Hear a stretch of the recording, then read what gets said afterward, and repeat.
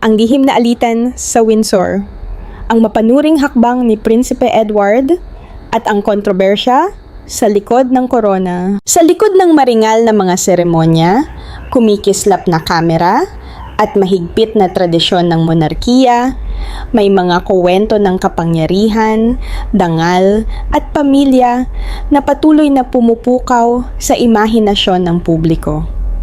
Isang katang salaysay ang kumalat tungkol sa diumano'y matinding sagupaan sa pagitan ni Prinsipe Edward at ni Reyna Camilla. Isang kwento na sinasabing puno ng pagtataksil, paghamak, at isang laban para sa simbolikong susi ng isang prestihiyosong tirahan sa Windsor.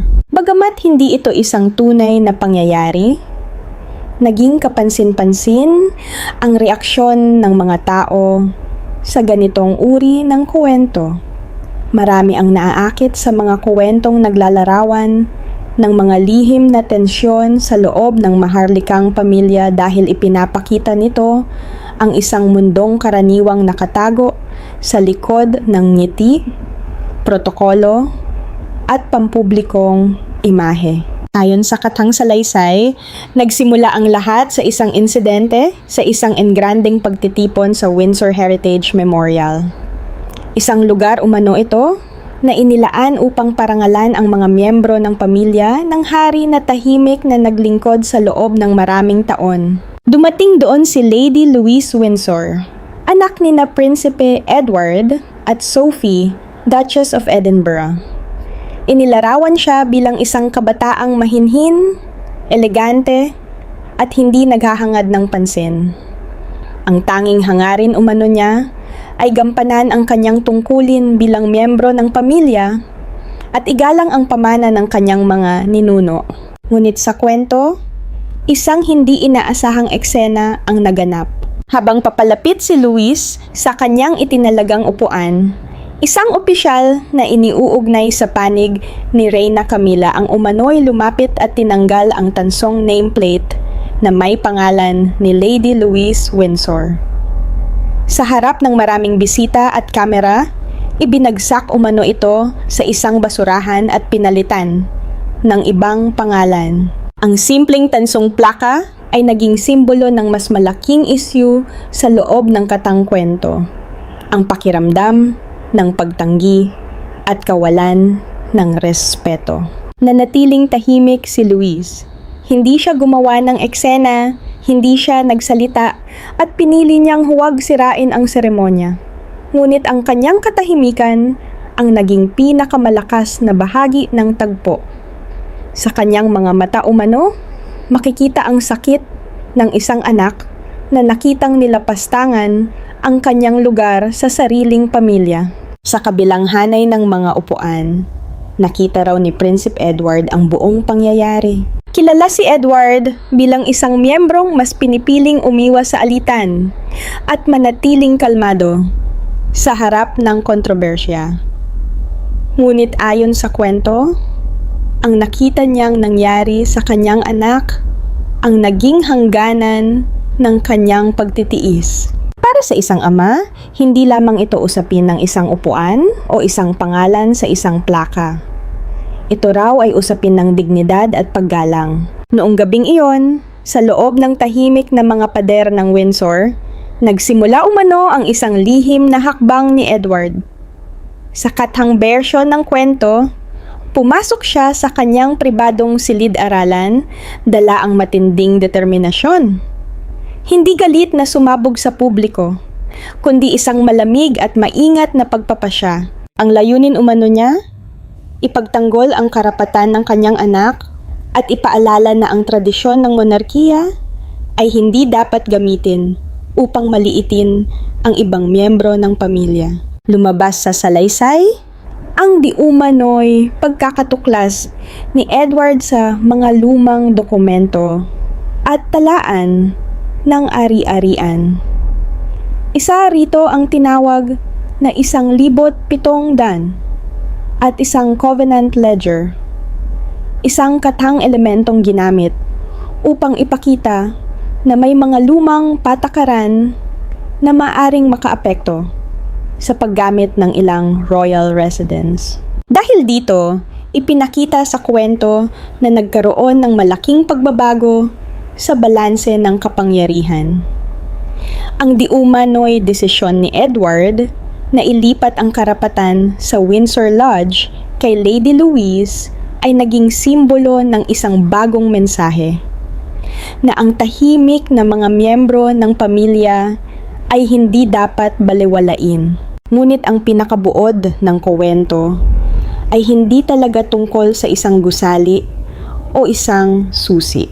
Ito ay tungkol sa tanong kung paano pinangangalagaan ng isang makapangyarihang institusyon ang sariling pamilya. Sa mata ng publiko, ang mga miyembro ng maharlikang pamilya ay madalas nakikita bilang mga taong may pribilehiyo at walang karaniwang problema. Ngunit ang ganitong mga salaysay ay nagpapakita ng ibang pananaw. Isang mundo kung saan mayroon ding mga emosyon, sama ng loob, at mga sugat na hindi nakikita ng kamera. Ang reaksyon ng mga tao sa kwento ay nagmula rin sa kanilang pagkahilig sa mga dramatikong kwento tungkol sa kapangyarihan. Ang ideya ng isang tahimik na prinsipe na biglang tumindig para sa kanyang anak ay madaling naging paksa ng diskusyon dahil tumatama ito sa universal na damdamin. Ang proteksyon ng isang magulang sa kanyang anak. Sa huli, ang katang salaysay tungkol kina Prinsipe Edward, Lady Louise at Reyna Camilla ay nagsisilbing halimbawa kung paano nabubuo ang mga kwento sa paligid ng monarkiya.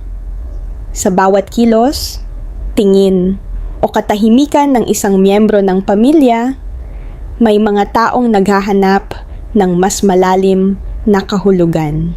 Sa halip na idaan sa pampublikong diskusyon o anumang palabas sa harap ng mundo, isang lihim na kasunduan ang inihanda. Isang dokumentong may selyong pula ng wax, tanda ng pormalidad at autoridad, ang inilagay sa mesa ni Edward. Sa loob nito ay nakasaad ang isang desisyong naglalayong alisin ang karapatan ni Reyna Camilla sa paninirahan at pangunahing pagkilala kaugnay ng Windsor Lodge. Ang pinakamalaking pagbabago ay ang paglilipat ng mga espesyal na karapatan sa pangangalaga ng ari-arian kay Lady Louise Windsor, anak ni Edward. Para kay Edward, ang hakbang na ito ay hindi lamang simpleng pagbabago sa pamamahala. Ito ay isang pagtatanggol sa isang mas malalim na prinsipyo. Ang pagpapanatili ng mga ari-ariang may makasaysayang halaga para sa mga miyembro ng pamilya na tahimik na nagsilbi sa institusyon. Ang Windsor Lodge ay hindi lamang isang gusali. Ito ay naging simbolo ng katayuan at pagkilala. Kaya ang pagkawala ng kontrol dito ay isang malaking dagok sa sinumang nagturing dito bilang tanda ng kanilang matatag na posisyon sa loob ng pamilya. Nang makarating ang balita kay Haring Charles III tungkol sa lihim na kasunduan ni Edward, inilalarawan ang hari bilang isang taong napilitang harapin ang isang mahirap na sitwasyon. Sa harap niya ay isang dokumentong may pulang selyo na hindi basta-basta maaaring balewalain. Nauunawaan umano niya na ang anumang pagtatangkang bawiin ito ay maaaring magdulot ng mas malaking hidwaan, lalo na kung may kaugnayan ito sa mga kagustuhan ng yumaong Reyna Elizabeth II tungkol sa pagpapanatili ng mga tradisyon ng pamilya. Sa ganitong kalagayan, naging mas komplikado ang tensyon sa loob ng palasyo. Ang isang desisyon na ginawa ng tahimik ay nagkaroon ng epekto na hindi na madaling baligtarin. Samantala, ang mahinahong kilos ni Lady Louise matapos ang kontrobersya ay lalong nagpatibay sa paninindigan ni Edward. Sa halip na gumanti o magsalita ng marahas, pinili niyang manatiling kalmado. Para kay Edward, ang katahimikang iyon ay hindi tanda ng kahinaan, kundi patunay ng disiplina at dignidad na inaasahan mula sa isang miyembro ng maharlikang pamilya. Dahil dito, nagpa siya umano si Edward na alamin ang mas malalim na kasaysayan ng Windsor Lodge. Sa isang tahimik na pagsasaliksik, hinanap niya ang mga lumang dokumento at kasunduan na maaring magbigay linaw sa tunay na layunin ng ari-arian. Sa mga sinaunang talaan ng estate, natuklasan umano niya ang isang lumang dokumento mula pa noong ika-18 siglo na naglalaman ng mga probisyon tungkol sa paggamit at pamamahala ng ilang lupain ng Windsor. Nakasaad umano rito ang kahalagahan ng pagpapanatili ng mga ari-arian para sa mga direktang miyembro ng pamilya na may pangmatagalang serbisyo sa monarkiya. Mas naging emosyonal ang pagtuklas nang makita niya ang isang nakasulat na tala na iniuugnay kay Reyna Elizabeth II. Ang mensahe umano ay nagbibigay diin sa isang prinsipyo. Ang mga lugar na may ganitong kahalagahan ay dapat manatiling simbolo ng serbisyo, hindi ng personal na ambisyon. Para kay Edward, ang natuklasang tala ay naging patunay na ang kanyang hakbang ay hindi lamang personal na desisyon.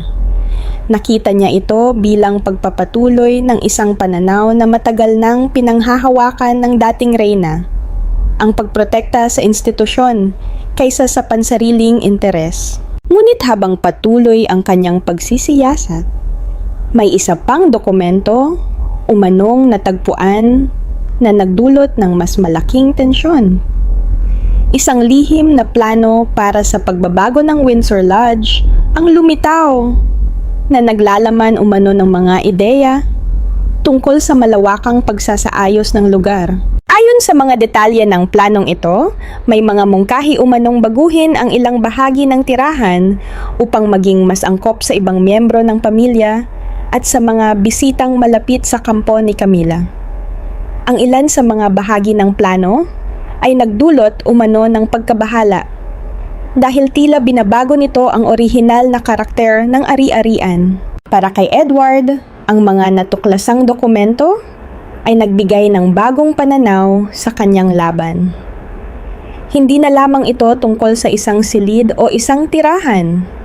Para sa kanya, ang tunay na usapin ay kung sino ang may karapatang magtakda ng kinabukasan ng isang lugar na may napakalalim na koneksyon sa kasaysayan ng Windsor. Nang malaman umano ng mga taong malapit kay Camilla ang ginagawa ni Edward, nagkaroon ng matinding reaksyon.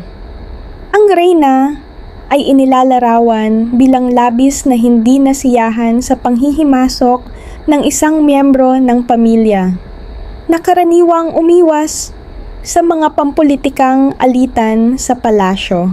Ayon sa salaysay na ito, nang malaman ni Reyna Camilla ang lihim na pagtutol ni Prinsipe Edward sa isang planong may kaugnayan sa Windsor Lodge, agad niyang ipinatawag ang nakababatang kapatid ni Haring Charles III sa opisina ng estate. Para kay Camilla, ang usapin ay dapat matapos bago pa ito lumaki. Naniniwala siyang sapat ang kanyang posisyon bilang reyna upang patahimikin ang anumang pagtutol. Pagpasok ni Edward sa silid, naghihintay na si Camilla sa likod ng isang malaking mesang yari sa mahogany. Inilalarawan ang kanyang mukha bilang malamig at puno ng galit. Sa kanyang daliri ay umiikot ang isang tansong susi na sinasabing simbolo ng Windsor Lodge. Isang kilos na tila nagpapakita ng kumpiyansa na nasa kanyang panig ang kapangyarihan. Tahimik ang buong silid nang bigla niyang ihampas ang susi sa mesa. Ang matinis na tunog nito ang pumutol sa tensyonan na bumabalot sa lugar. Tumayo si Camilla at hinarap si Edward. Inaakusahan siya ng pagtataksil sa pamilya at pagsira sa pagkakaisa ng palasyo. Sa kanyang galit, sinabi umano ni Camilla na gagamitin niya ang kanyang impluwensya upang ihiwalay si Edward at ang kanyang pamilya sa mga pampublikong gawain ng monarkiya. kung hindi nito babawiin ang isang lihim na kasunduang naglalayong protektahan ang Windsor Lodge. Ngunit sa halip na umatras, nanatiling matatag si Prinsipe Edward. Hindi siya sumagot sa galit gamit ang galit. Hindi siya nakipagtalo ng mahaba. Sa halip, tahimik niyang kinuha mula sa kanyang Amerikana ang isang dokumento. Isang detalyadong plano ng pagsasaayos ng Windsor Lodge. Inilapag niya ito sa mesa mismo sa ibabaw ng tansong susi ni Camila. Sa sandaling iyon, nagbago ang takbo ng paghaharap. Ipinakita ni Edward ang mga detalye ng plano. At inakusahan si Camila na lihim na naglalayong baguhin ang isang pampamilyang ari-arian upang maging halos pribadong tahanan para sa sariling mga anak at apo. Para sa kanya, hindi lamang ito simpleng pagbabago ng gusali. Isa itong paglabag sa tiwala ng pamilya at sa mga kagustuhang iniwan ng yumaong Reyna Elizabeth II. Ang dokumento na dapat sana ay patunay ng kapangyarihan ni Camila ay naging simbolo ng kanyang kahinaan. Ang tansong susi sa mesa ay hindi na lamang isang bagay na nagbubukas ng pinto. Ito ay naging paalala ng isang planong unti-unting nabubunyag. Sa gitna ng tensyon, pumasok naman sa eksena si Prinsesa Anne, kilala sa loob ng pamilya Windsor bilang isang personalidad na may matibay na paninindigan at malalim na paggalang sa tradisyon. Hindi umano siya nanatiling tahimik matapos matanggap ang mga dokumentong ibinahagi ni Edward. Kasama sa mga ebidensyang sinasabing hawak niya ang isang lumang dokumento mula pa noong 1700 at isa at ang lihim na plano sa pagsasaayos ng Windsor Lodge. Para kay Anne, ang usapin ay hindi lamang tungkol sa isang miyembro ng pamilya. Ito ay tungkol sa pagpapanatili ng pamana ng korona. Sa halip na magpatawag ng malaking pagpupulong, kumilos umano si Anne ng tahimik. Dumating siya sa opisina ng estate at nilagdaan ang isang espesyal na dokumento na nagpapatunay na si Lady Louise Windsor ay ganap na kwalipikado bilang tagapagtanggol ng isang tiyak na tradisyong pampamilya, ayon sa mga pamantayang iniwan ng nakaraang reyna. Ang hakbang na ito ay nagbigay ng mas malaking suporta kay Edward. Ang kanyang lihim na kasunduan at ang formal na kumpirmasyon ni Anne ay naging dalawang haligi na humarang sa anumang pagtatangkang baguhin ang dating kaayusan. Ngunit ang pinakamahirap na posisyon ay napunta kay Haring Charles III. Sa kanyang pribadong silid sa Buckingham Palace, inilalarawan ang hari na nakaupo sa harap ng mga dokumento habang mabigat ang kanyang kalooban. Sa isang panig ay naroon ang kanyang asawa na kanyang itinaas bilang reyna. Sa kabilang panig naman ay ang kanyang mga kapatid at ang sinasabing huling mga kagustuhan ng kanyang ina. Para kay Charles, isa itong personal na trahedya. Bilang hari, inaasahan siyang protektahan ang institusyon. Bilang asawa, inaasahan siyang susuporta kay Camila. Ngunit ang dalawang papel na ito ay nagbanggaan. Nang harapin umano ni Camila ang hari sa gabi, humingi siya ng agarang aksyon. Nais niyang maglabas si Charles ng utos upang alisin ang posisyon ni Lady Louise at parusahan si Edward. Ngunit ayon sa kwento, ang sagot ng hari ay puno ng sakit at kawalan ng magawa. Ipinaliwanag umano ni Charles na hindi niya maaaring basta baligtarin ang isang kasunduang may malalim na legal at simbolikong batayan. Ang pagsira rito para lamang protektahan ang isang tao ay maaaring magdulot ng mas malaking krisis sa loob mismo ng monarkiya.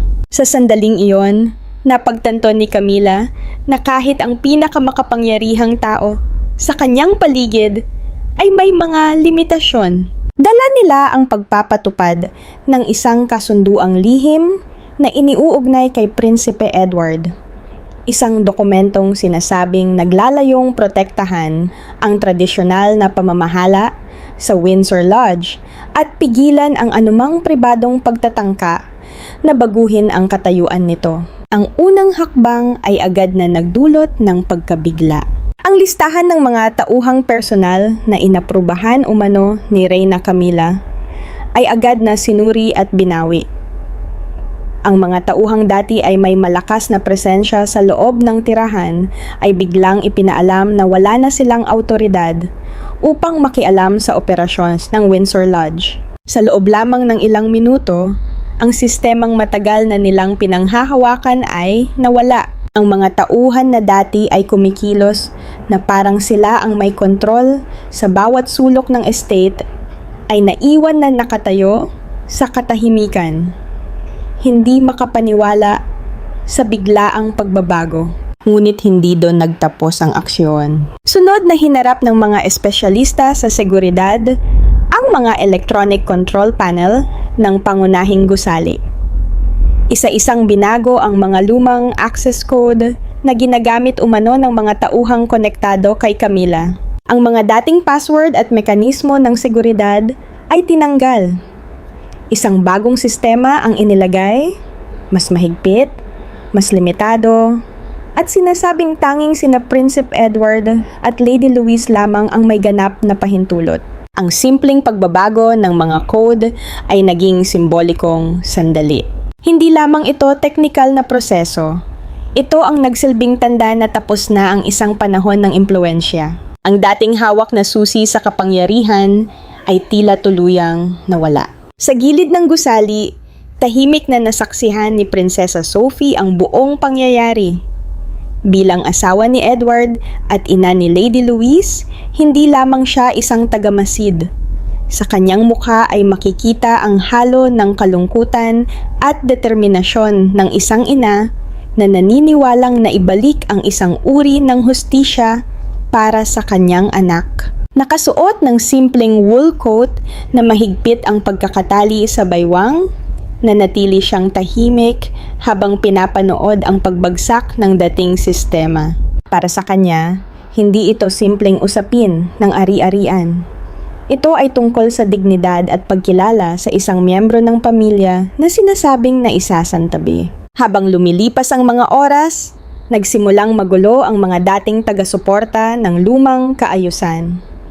Ang mga dokumento at personal na gamit na may kaugnayan kay Camilla ay inilagay umano sa mga kahon habang unti-unting nawawala ang kanilang presensya sa Windsor Lodge. Ang dating kumpiyansa ay napalitan ng pagkabalisa. Ang mga taong minsang naglalakad sa loob ng estate na tila walang maaaring pumigil sa kanila ay ngayon ay tahimik na nagliligpit ng mga gamit.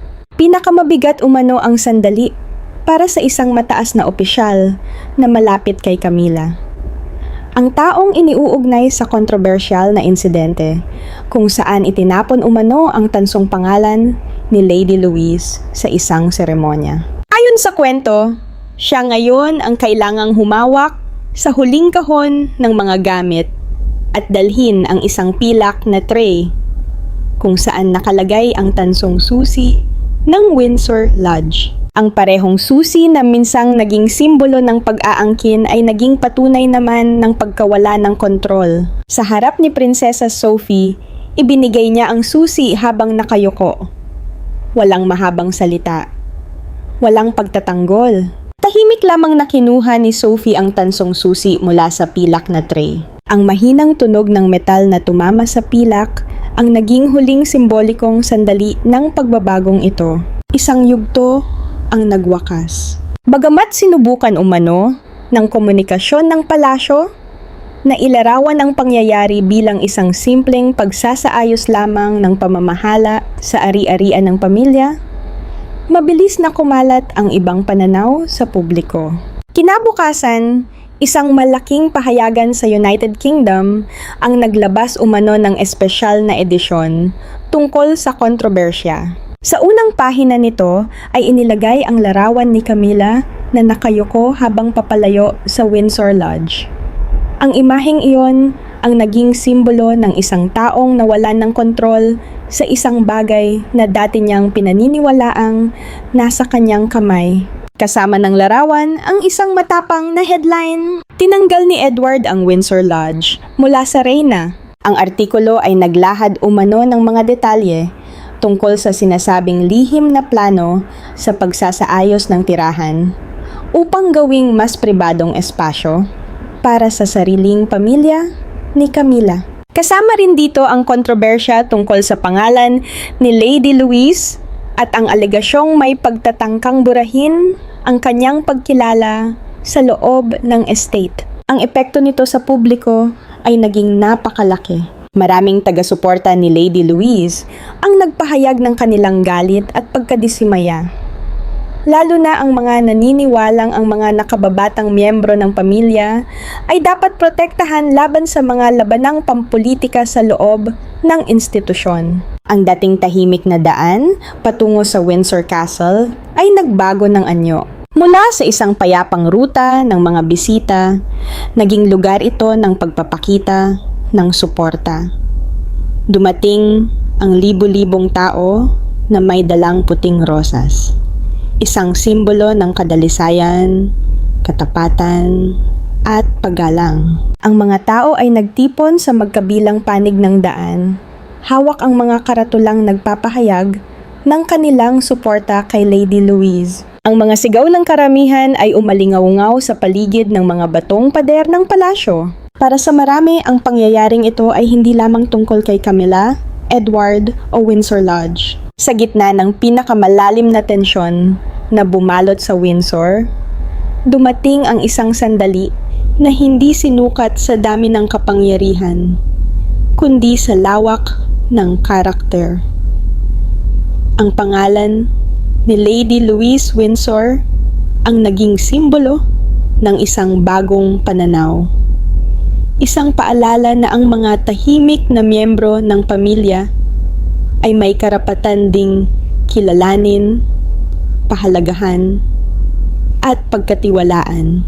Habang lumalakas ang kontrobersya sa loob ng palasyo, si Camilla ay inilalarawan bilang isang taong napilitang harapin ang bigat ng pampublikong pagtutol. Sa likod ng saradong mga kortina ng isang silid sa palasyo, nanatili siyang tahimik habang ang ingay ng mga tao sa labas ay unti-unting umabot sa kanyang pandinig. Bawat sigaw mula sa mga nagtitipon sa labas ay tila naging paalala ng pagbabagong nagaganap. Sa mesa sa harap niya ay nakalatag ang mga pahayagan na naglalaman ng mga larawan at komentong nagdulot ng malaking pinsala sa kanyang reputasyon. Ang dating imahe ng isang makapangyarihang personalidad ay unti-unting napalitan ng larawan ng isang taong kailangang harapin ang resulta ng mga desisyong ginawa sa nakaraan. Ngunit ang pagbagsak ng isang personalidad sa loob ng isang institusyon tulad ng monarkiya ay hindi palaging nagmumula sa isang malaking paghihimagsik.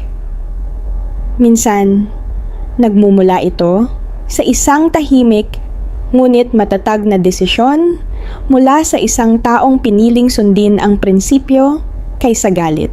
At ang taong iyon ay si Lady Louise Windsor. Nang matanggap niya ang susi ng Windsor Lodge mula sa kanyang ama, hindi niya ito itinuring bilang isang tropeyo ng tagumpay. Hindi niya ginamit ang bagong katayuan upang ipahiya ang isang natalong panig. Sa halip, pinili niyang ipakita ang isang uri ng pamumuno na bihirang makita sa mga labanan para sa impluwensya, ang kababaang loob. Para kay Louise, ang isang gusali na puno ng kasaysayan ay hindi dapat maging simbolo ng personal na tagumpay ng isang tao. Dapat itong maging lugar na may layunin at pakinabang sa mas nakararami. Kaya sa halip na manatili lamang itong pribadong tirahan, nagpasya umano si Louise na baguhin ang direksyon ng Windsor Lodge. Ang dating simbolo ng pribilehiyo ay gagawing lugar ng serbisyo. Isang pahingahan para sa mga anak ng mga pamilyang militar na nag-alay ng kanilang buhay para sa bansa at isang sentro para sa mga organisasyong tumutulong sa pagpapanatili ng tradisyon ng carriage driving. Ang desisyong ito ang naging pinakamalaking pahayag ni Luis. Hindi niya kailangang gumamit ng matitinding salita. Hindi niya kailangang maglabas ng galit. Ang mismong pagbabago ng layunin ng ari-arian ang naging mensahe. Ang isang lugar na minsang nakita bilang simbolo ng personal na impluwensya ay naging simbolo naman ng serbisyo. At dito nakita ng marami ang malaking pagkakaiba sa pagitan ng paghahangad ng kapangyarihan at tunay na pamumuno. Ang isang taong naghahanap ng kapangyarihan ay nagtatanong, ano ang maaari kong makuha? Ngunit ang isang tunay na lingkod ay nagtatanong, ano ang maaari kong ibigay? Sa ganitong pananaw, ang hakbang ni Luis ay hindi lamang isang pagbabago sa pamamahala ng isang estate. Ito ay naging pahayag tungkol sa kinabukasan ng Windsor. Para kay Camila, ang pagbabagong ito ay nangangahulugan ng pagtanggap sa mga limitasyon na dati ay maaring hindi niya nais kilalanin. Ang isang institusyon na matagal nang nakabatay sa tradisyon at tungkulin ay hindi maaaring mapasailalim lamang sa kagustuhan ng isang individual. Sa mga sumunod na araw, inilalarawan ang isang tahimik na pagbabalik ni Camila sa Windsor Lodge, hindi bilang isang makapangyarihang personalidad na dumating upang magbigay ng utos, kundi bilang isang taong kailangang kunin ang natitirang mga personal na gamit mula sa isang lugar na minsan niyang itinuring na bahagi ng kanyang posisyon. Sa isang hapon habang unti-unting lumulubog ang araw, bumalik siya sa dating opisina ng mag-isa. Wala ang karaniwang grupo ng mga taga-suporta. Wala ang mga taong dati niyang maaasahan upang ipagtanggol siya. Sa loob ng silid, nanatili ang katahimikan. Lumapit siya sa lumang mesa at kinuha ang isang maliit na lalagyan ng panulat na may burdang disenyo. Isang personal na alaala na nagpapaalala sa kanyang panahon doon. Maingat niya itong inilagay sa kanyang bag. Isang maliit na bagay, ngunit may malaking kahulugan. Sapagkat minsan, ang pagtatapos ng isang yugto ay hindi ipinapakita sa malalaking seremonya. Ipinapakita ito sa mga simpleng kilos ng pagtanggap. Paglabas niya sa pangunahing bahagi ng gusali, naroon si Luis. Walang pagtatalo, walang sigawan, walang paghihigante. Isang tahimik na sandali lamang sa pagitan ng nakaraan at hinaharap. Sa halip na ipakita ang galit, pinili ni Luis ang dignidad. At sa halip na ipakita ang kapangyarihan, pinili niyang ipakita ang respeto. Sa huling sandali, ang susi ng Windsor Lodge ay naipasa sa bagong tagapangalaga nito. Isang simbolikong kilos na nagsasabing, ang tunay na pamana ay hindi lamang tungkol sa dugo, titulo, o posisyon. Ito ay tungkol sa kung paano ginagamit ng isang tao ang tiwalang ibinigay sa kanya. Ang kwento ng Windsor Lodge ay naging isang aral para sa buong dinastiya. Ang hinaharap ng isang pamilya ay hindi dapat mapunta sa mga taong palaging humihingi ng higit pa. Hindi ito dapat kontrolin ng mga taong inuuna ang sariling pangalan kaysa sa tungkulin. Sa halip, ang tunay na kinabukasan ay pag-aari ng mga taong tahimik na naglilingkod. Ang mga taong hindi naghahanap ng palakpak. Ang mga taong hindi kailangang ipaalala ang kanilang halaga dahil ipinapakita ito ng kanilang mga gawa. Si Lady Louise Windsor, sa kwentong ito, ay naging larawan ng isang bagong uri ng maharlika.